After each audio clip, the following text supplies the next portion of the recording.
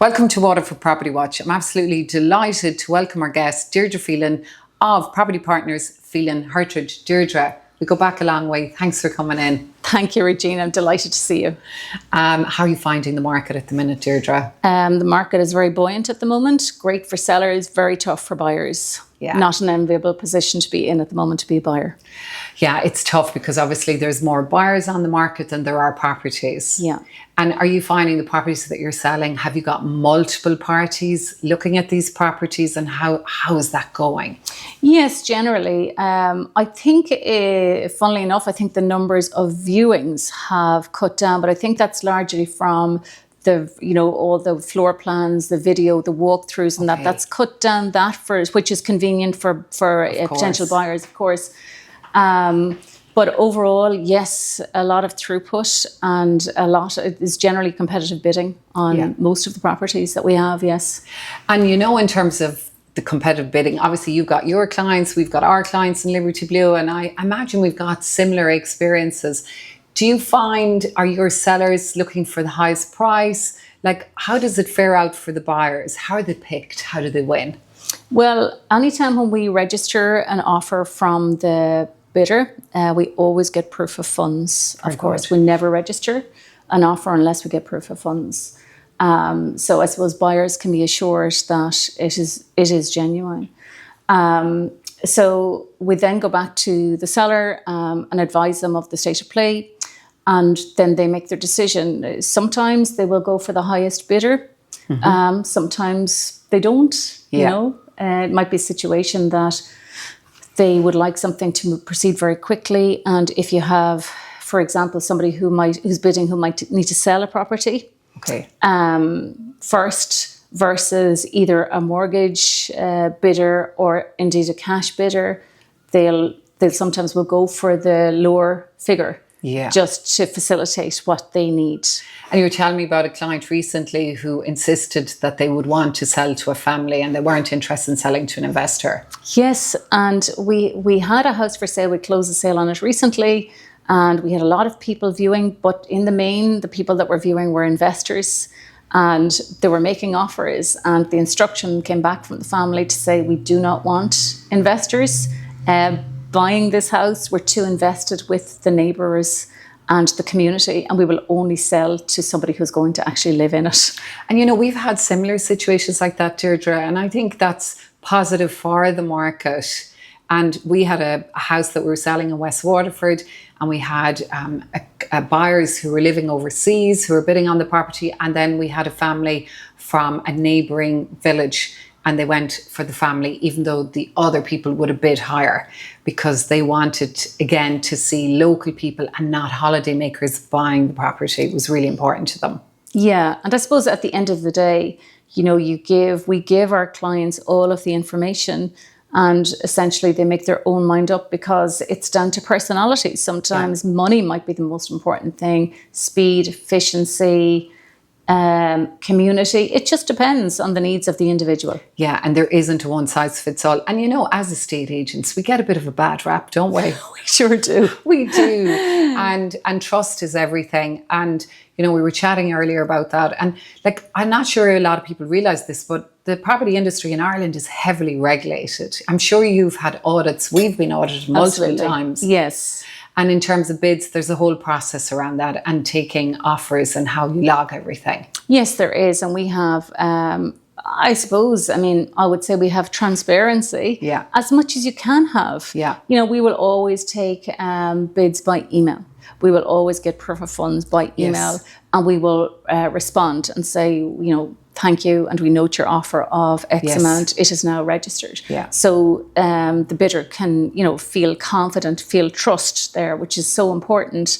But we still, I suppose sometimes you have a situation like what we just spoke about there, where you have somebody that's getting a mortgage and they might bid higher than a cash bidder, and the seller decides to take the cash bidder. And that's tough, It is. And I guess at the end of the day, though, we've no control over it. We don't. Because we're acting for the client, and we can't act for two clients. Our one client is our vendor, the person that we signed the contract with. It's interesting. I had a really positive experience with an agent in Middleton, and he was acting as a buyer's broker. So it was a great experience. He was acting for his American clients. I'm acting for the seller.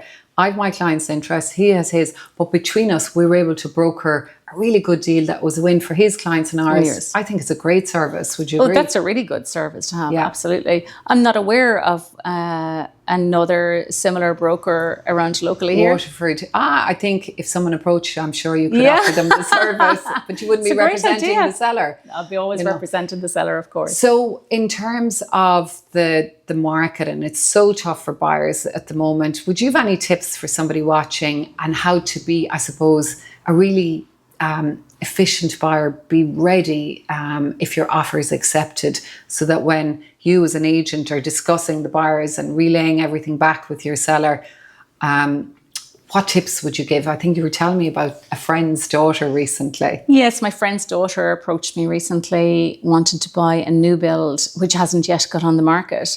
So I suppose my advice in that case would be similar to if somebody was bidding on a second-hand property. And that would be no different to the property itself, setting down the foundations. Yeah. You know, what way are you moving forward?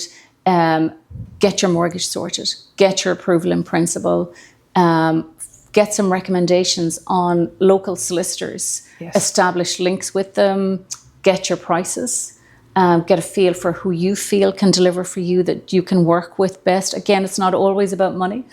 Oh, definitely, yeah.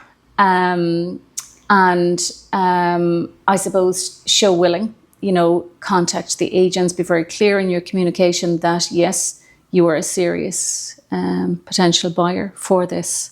Yeah. So I think that's the best thing to do. And it's really about speed, isn't it, Deirdre? If buyers have already decided on their solicitor, they know what the terms are, they have their mortgage, they've identified an engineer, it means they can move quickly, and it does sort of put them ahead of the other buyers, doesn't it?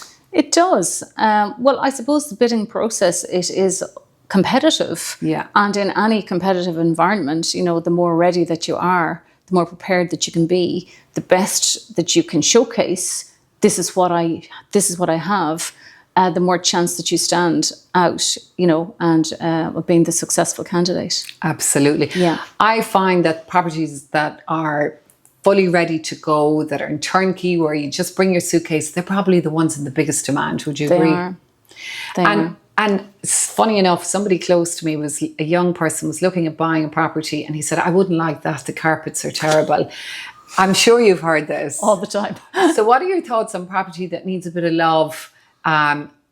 Would you agree there's opportunities for buyers here? So much opportunity, and I suppose it never fails to amaze me, you know, the sort of that need for having the perfect walk-in property. I get it, but I look back on myself when I was buying my first house, and I probably was the same. But I suppose maybe, do you need life experience? Do you need to sort of walk the walk and buy the properties yourself over the years, and then you learn, actually, yes, this can be done. This, I can create something wonderful from this. Absolutely. And I guess as a seller, we say stage the property, have it looking beautiful, but that's how you get the optimum price. You'll have more buyers, more eyeballs on the property. But then as a buyer, flip it around. It's the crinkly properties that need the painting, strip the wallpaper, energy efficiency improvements needed. I think that's where the best value lies. I agree with you.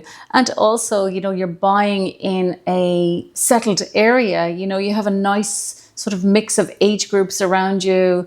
I think it's a nice sort of a reflection of real life, you know. Yes. You possibly have bigger gardens, you know, all those sort of things as well, and most likely closer to all the amenities. Deirdre, for anyone thinking of selling their property, what advice would you have for them in order to get a great result? And also, not just around the property, around hiring the right agent? Well, my advice would be do your research. Yeah. Okay? I would say look at Google reviews. Very good. Yeah. And I suppose maybe it's no harm for, you know, to reach out to the different agents sometimes with a query, for example, and get a sense of what's your interaction like.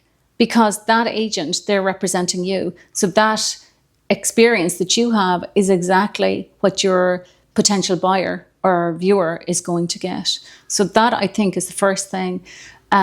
Meet with the chosen agent, for example.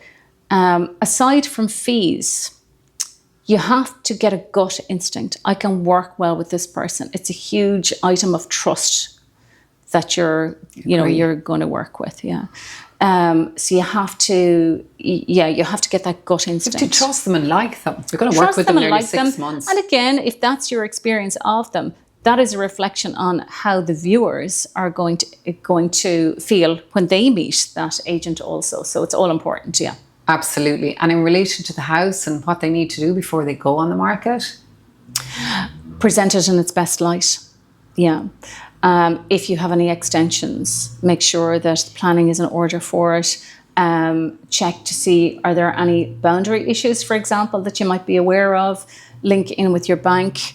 If you've got a mortgage, your deeds will be with your bank, and you'll have to sign something with your solicitor to release those deeds, because that will, if you wait until the house has gone sale agreed, it might take another 6 weeks for those deeds to be released. So get it all done in advance. Very good. I have to say, would give exactly the same advice. Thank you very much, Gurv. Míle maith agad, Deirdre. Thank you for watching, and don't forget to sign up to the Liberty Blue YouTube channel.